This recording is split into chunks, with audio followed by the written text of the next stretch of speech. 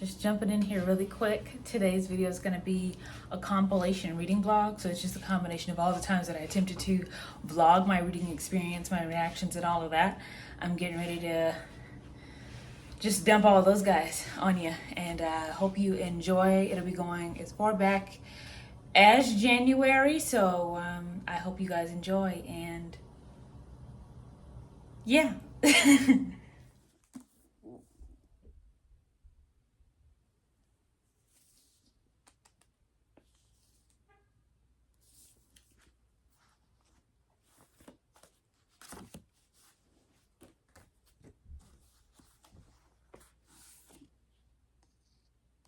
It's you. I know you.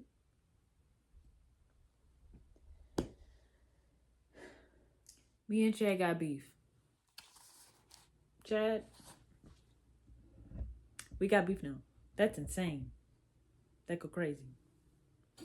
Now you talking about something. What'd he say? What do you call that girl? Fugly? Yeah. Dumpy as a potato sack. Disrespect go crazy. That's insane. That's a child. Y'all are children. You probably don't even wipe your behind good. That's insane. Okay, we back. Let's focus. Dad coming through talking about some. What do you say? Dad coming through. If he can wish for a Juliet who suits his taste, then why don't you wish for a smarter, sweeter Romeo? Big facts. Big facts. Yes, I agree. So she starts writing these stories at a young age, but I have a feeling that the stories that she's writing, she referred to it in the beginning, her start as a writer or whatever, writing little short stories and stuff like that, and always starting Sebastian. She mentioned that here as well. I think when she refers to the stories popping in her head almost fully formed, I feel like she's really just picturing Romeo's life. All the lives that he's lived. He's never died, so it's always this one life. But all the lives that he's been living, they're like popping up in her head as memories. And she's writing them down as stories. Like she's like, oh, this is like a story fully formed. Oh, I'm just such a great writer. But really, you're writing this man's life, y'all's life. Because you done been reincarnated who knows how many times. And he's been alive this entire time. But yeah, she's writing stories of her memories and doesn't know it. She named her refrigerator Reginald the Refrigerator. Do y'all be naming y'all appliances? I don't do that. I myself. We don't do it over here, but you know, I was just curious. No judgment though. Listen to this. Immersing myself in a happily ever after story gives me a boost, a reminder that better possibilities exist. And that's really what I be doing here. That's really what I do here. When I be picking up all these books and I want them all to be romances, that is what I'm doing over here. So just don't judge. Don't judge my preferences, because some of us, it's Friday night. This is me. You know what I'm saying? This is what gets some of us through. Don't judge us. She's getting ready to go into one of these stories, read one of these stories that I think she herself had to. And I just love the fact that she doesn't know that she lived this. Like, this is not just a story that popped up in your head. This is your history. You've lived this. This is your life. This is your romance that you're reading right now. And I love that for her, because oof, this ex-husband she just had, we're not going to discuss. I just wanted to pop in here again. I have a struggle that I experience a lot of time when I'm reading these books. A lot of times when I read these books, I will be reading, just taking in words, but not processing. And the next thing you know, I'm almost to the next page. And that's just what happened here. Like, she started describing scenery and I was out. I was just like, I got scenery in my head. I don't really need your help sometimes, most of the time. But I'm just like, it really sucks because I make myself go all the way back up to the last thing that I remembered actually taking in, the last information, the last visual that I remember taking in, and just going from there. Because I'm like, okay, but go back and actually read. And it's so annoying because I do it all of the time. I think it's another one of the reasons why I'm not a fast reader. Not that it's a race or anything like that, but it's the reason why it takes me longer than some to get through some of these books. It's because I do that. I will space out. I will just be reading words. I won't be comprehending the words. I'm not comprehending what I'm reading. I don't even know if you can call that scanning. Like, it's like reading aloud and not comprehending what you're reading. That's what I'm doing, except I'm not reading aloud. I'm looking at the page, just going over the words. But the picture that they're trying to paint, I'm not seeing it because I don't care. But this is what I go through. I just wanted to know if anyone else does that. I went on this long rant to see if anyone else does that. If no one else does, then hey, I'm out here. I just paused reading because I'm getting ready to go get something to eat. And tell me why I didn't realize the cover, those are faces. I just thought it was some, like, not marble, but just some blue stuff. Just design, really pretty design on the book, but I'm looking at the pretty stars and, no, those are faces. Those are 1, 2, 3, 4, 5, 6, at least 6 faces. Girlie's probably been reincarnated about 6 times, but I don't even know if this is her because the faces look more masculine. I don't know if you can really see, or if you own a copy or you can Google it. You can probably Google this. Guys, long time no see. I've been moving, so I've been gone. But since I'm back, I might as well hit you with a quote that I found intriguing. So we're talking Sebastian. He's saying, "I'm not afraid of death. Captain, yes you are, just not in the same way as most." And it's just the way that man read him immediately after not really knowing him that I really find interesting because, sir, excuse you. You have to read him down like that. But you be factual. You know what you're saying. I'm running into an issue. This book is easily a 5-star book. The issue is that I have discussed before, I don't know if I was discussed with you guys, that I'm more of an action girly. And my love from romance, or for the romance genre, is usually coupled with action. So when I was younger, I didn't read as many books. I watched a lot of movies. I'm really into movies and cinema. And because I would love the romances that were in action films, I thought, oh, let me just look up romance movies or rom-coms or anything in that vein. And I was wondering why it wasn't scratching quite the same itch. It just wasn't doing the same thing, and I just didn't understand why. Until I realized I liked the romances as they were in the action. I needed the action along with it. I needed something else to be going on and not just, oh, How to Lose a Guy in 10 Days. Oh, Crazy Stupid Love. Oh, The Wedding Planner. You know what I'm saying? Like, I've watched a lot of movies that were romances, a lot of rom-coms, trying to figure out why it wasn't doing the same thing that XXX or James Bond or Red 2 or I don't know, whatever other action movies that I was watching was doing. I was wondering why it wasn't doing the same thing, why it wasn't giving me the same feel. It's like a Fast and Furious or whatever. And it's because I wanted the romance coupled with the action, but because I was only focused I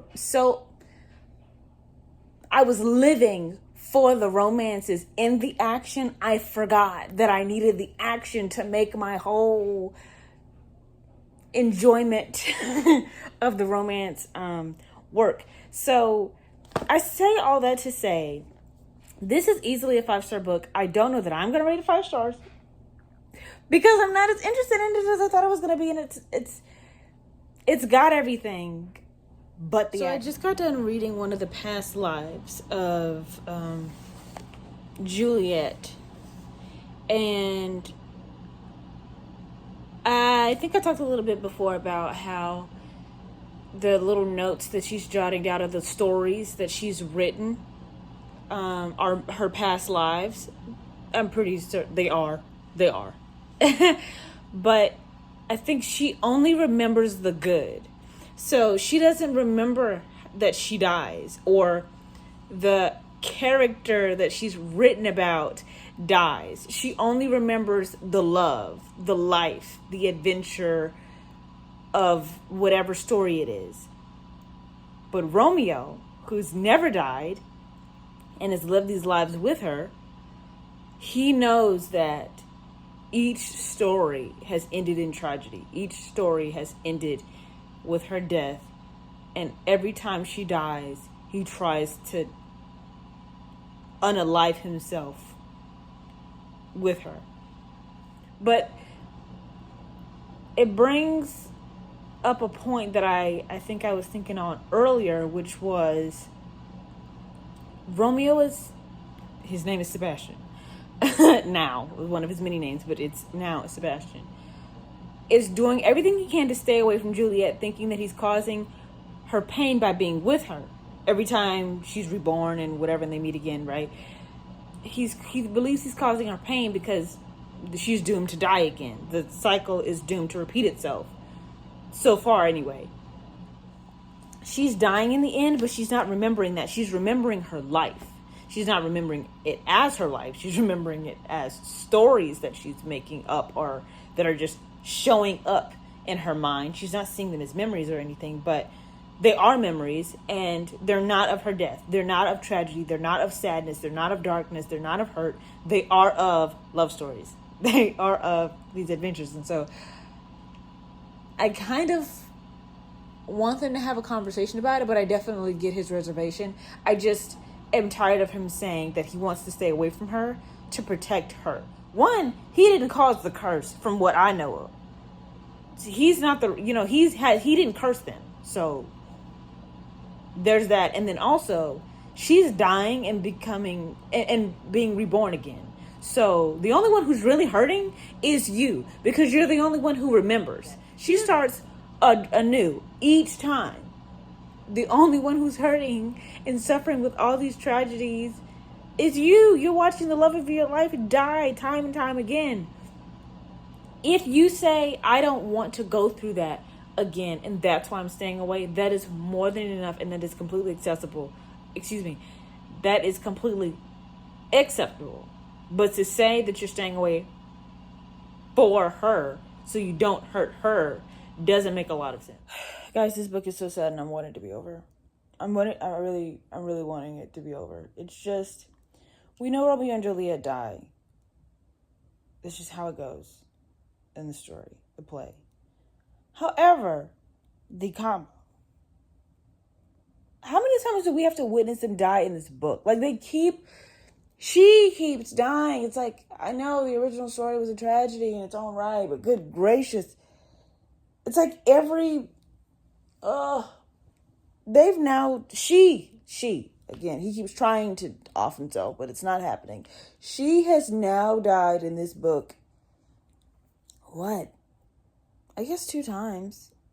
I guess that time in Paris and this time in Pearl Harbor.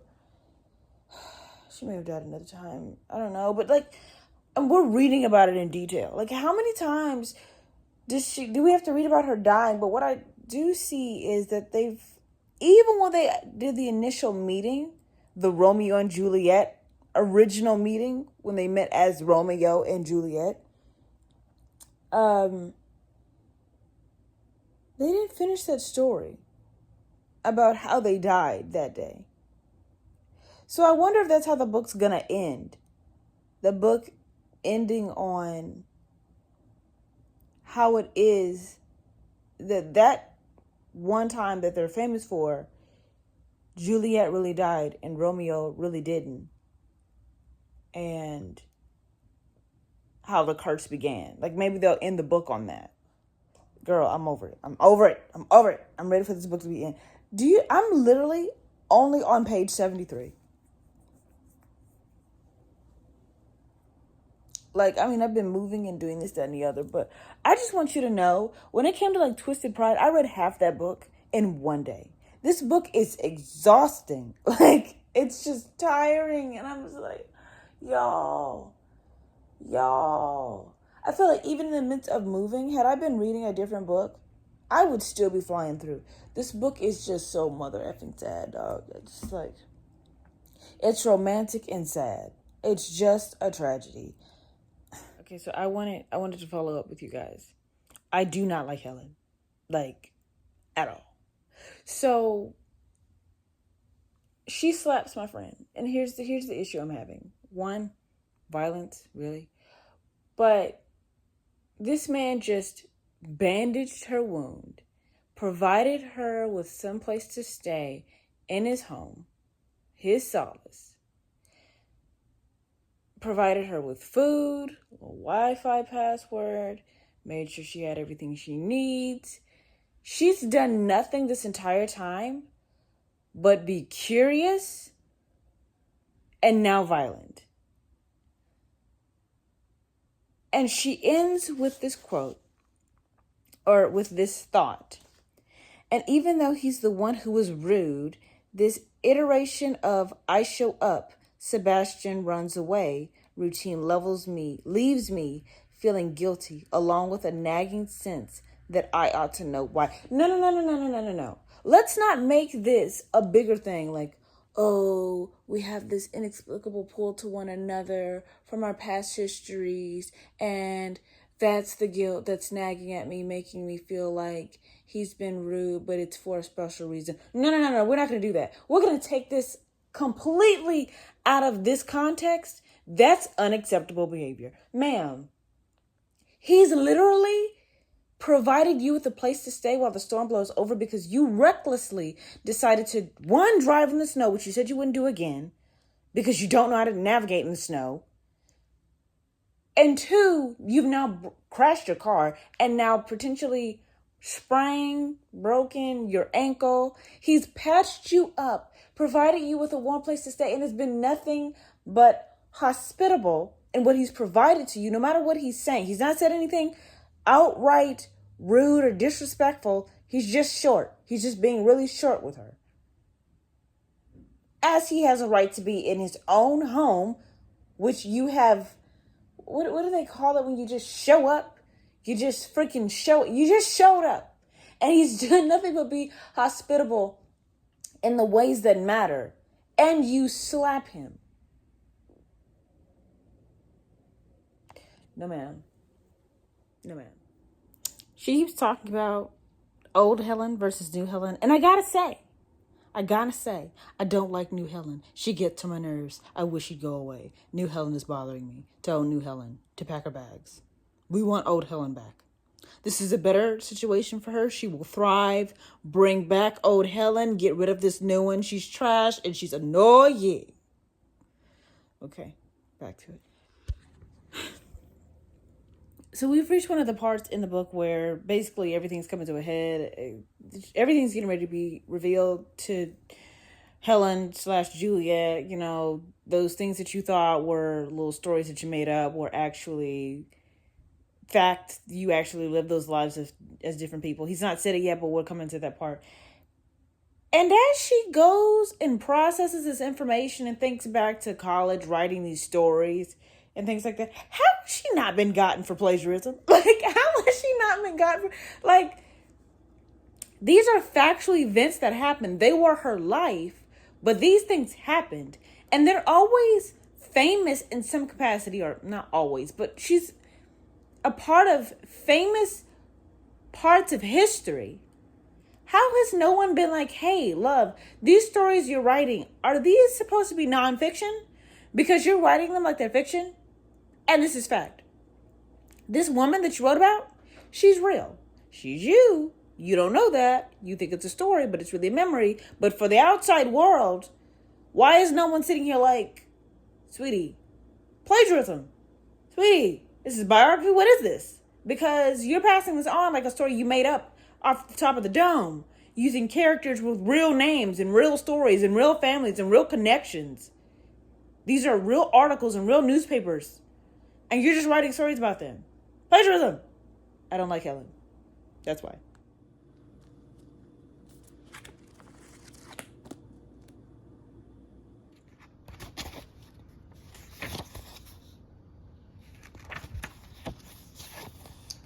I mentioned I stay away from books out of a playlist, but this has got to be the most intriguing playlist, at least to me, that I've seen in one of these books. I usually don't get them often because I usually don't go for books like this, but I wasn't expecting this playlist to be here, and it's here, and I know a great deal of these songs, which is rare when I look at these playlists, so I just thought that was really cool, and that I'd share that. Just first impression.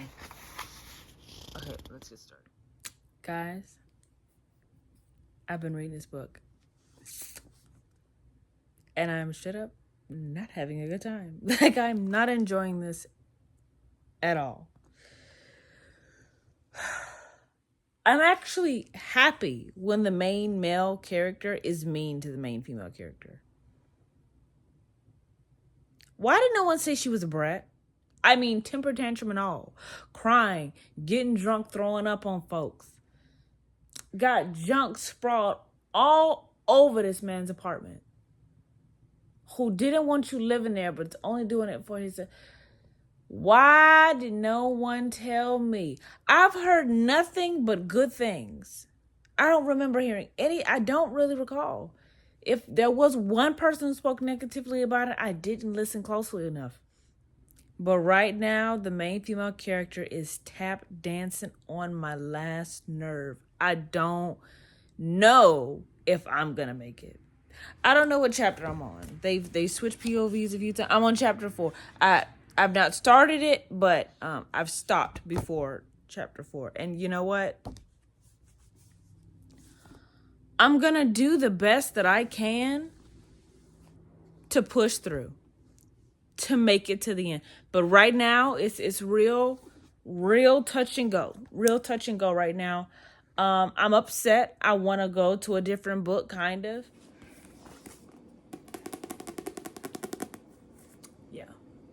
Yeah. I went to Target. So we're going to be putting this book on pause because I'm not having a great time anyway. But this, I've seen this. I want to try this. We're going to give this some work. Hopping on here just to close the video out.